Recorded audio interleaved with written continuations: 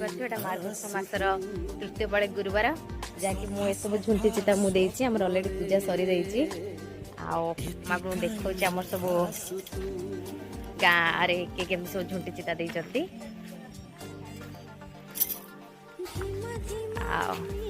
एटा हूँ आम main view जोटा कि मतलब आम परिवेश कहवा गले एमती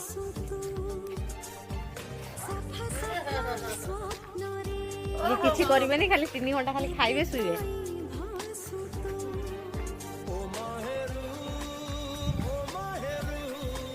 आपटे मो सान माँ रोषे कर आईडिया को मानते पड़ो पूरा मतलब देखुना खरा स्पर्श कर सान माँ टे कह दियो तुम बो को सपोर्ट करने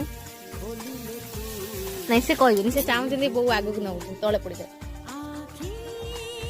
आठी जेजेमा चुली कतर बस से खुड़ी चा बोधे करेंगे हाँ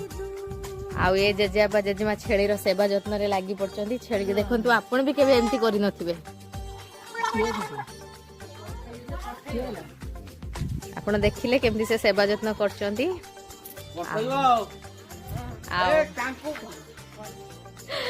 आउटा हूँ आमर गाँव परिवेश आउ गोटे छोट रिक्वेस्ट ये आईटा को मोर सपोर्ट कर दे।